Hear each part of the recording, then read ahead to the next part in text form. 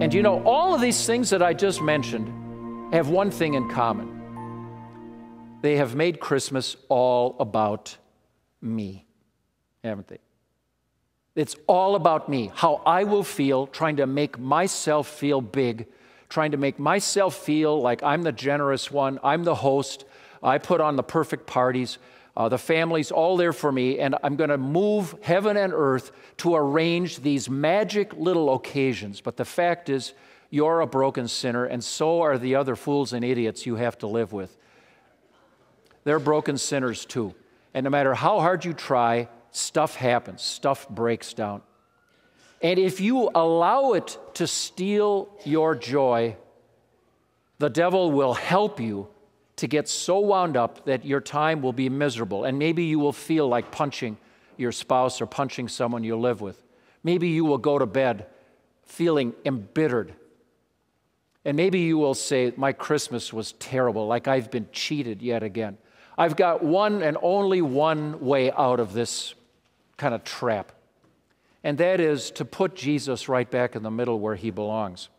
The book of Hebrews has some thrilling, there's no other word for it, thrilling encouragement for you and for me, so that never again will Satan be able to steal your joy and all the other stuff, whether it's business-related, money-related, presence-related, commercialism and materialism-related, busyness-related, decoration and food-related, all that other stuff will not be able to steal your joy, is let Christ be in the middle.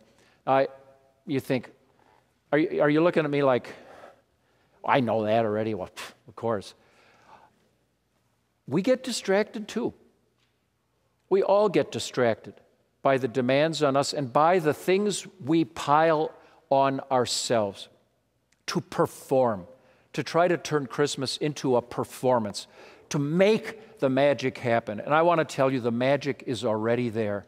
Just let the Bible tell you of the miracle of the incarnation. But Jesus loved you enough to know he needed to be made like his brothers, and he shared with you every struggle known to you.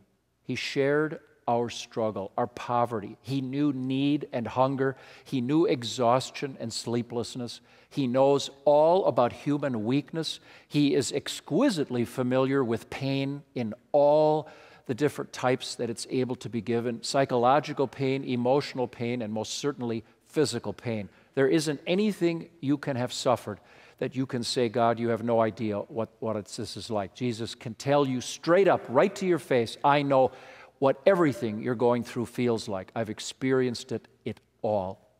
And he did it to be made like you, to be your friend and substitute in every way, in order that he might become a merciful and faithful high priest in service to God, and that he might make atonement for the sins of the people. That word atonement is a beautiful word. It's the first of the three jobs that Jesus as high priest does for you, because it replaces the way you're born, which is at odds with God. This is you and God by birth. You saying no, God saying come, and you say no. He says come, you say go. He says go, and you say come. He says good, you say evil. He says that's evil, and you say that's good. He says don't do this, and you say I want that. That's you. That's your mind at odds, conflict. At one-ment. Atonement is from the words at one, and it means you're back together again. And Jesus, in his human body, links God and man then and now and always, because he's still human. He took his body with him to heaven when he ascended, and he still bears his human flesh and blood to stay close to you. So I'd ask you now to review how your last week has gone. And you've probably got some owies. I think everybody's got some things that were really disappointing to you. And I'll ask you right now not to let those disappointments dominate your thoughts. Probably they're based on either your performance or someone else's performance that was disappointing. Leave it be. Let it slide away. Don't let that be in the middle, because ultimately that just means you're putting yourself in the middle. Let Jesus Christ be in the middle of everything that has to do with Christmas, and all the other stuff around the edges will take care of itself.